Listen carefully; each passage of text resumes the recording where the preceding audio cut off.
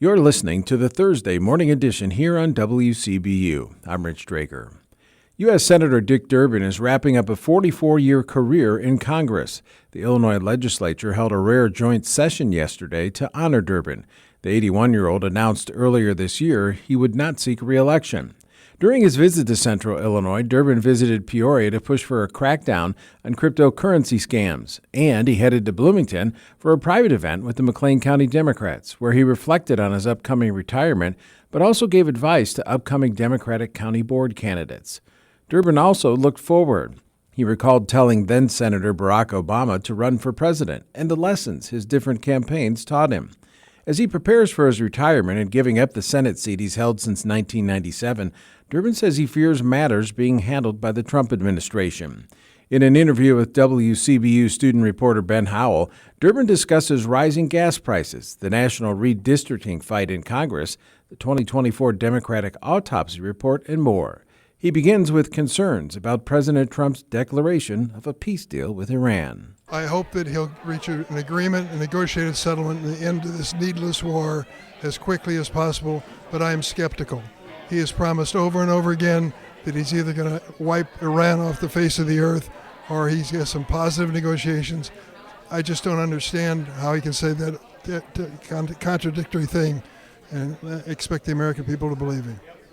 And going on that note, I believe you were in favor of the Iran Powers Resolution, kind of reining in some of that power. But before you had this current break you're on, the House had pulled that vote, that legislation. What is your idea of the situation about how Republicans are possibly getting more frustrated with this? Article 1, Section 8 of the Constitution is very clear. Only Congress can declare a war.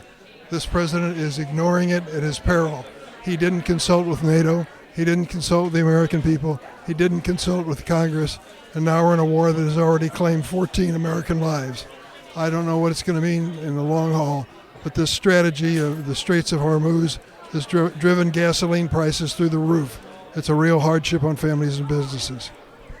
And you mentioned redistricting in your talk to the county Democrats today. Even just this morning, there were news about maps in one of the Carolinas. There was about in Alabama. And you mentioned kind of standing together here as a county and as Americans. What more do you think Americans in general or Democrats specifically can do to prepare for the November election? Vote, vote, vote. The bottom line is they are trying to intimidate the voters to the point where they won't participate. I believe they will, just to prove him wrong.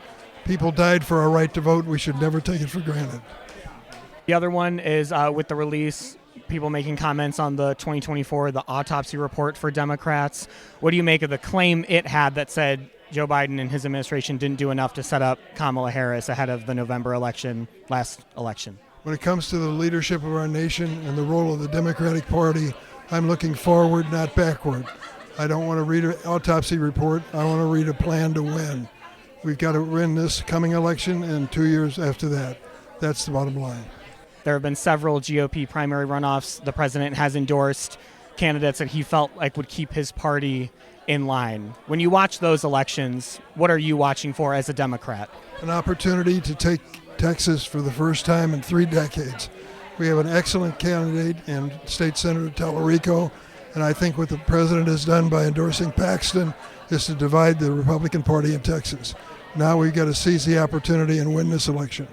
What makes you hopeful about Tallarico as a candidate? I listen to him. I don't know him. I've never met him personally, but he has such insights into important issues. He's just the kind of person we need as a candidate. That was retiring U.S. Senator Dick Durbin speaking with WCBU's Ben Howell. Durbin spoke to WCBU before the results of Texas's Republican primary were called.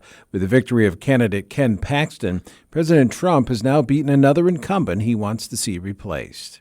You're listening to Morning Edition here on WCBU, Peoria Public Radio, part of the NPR network.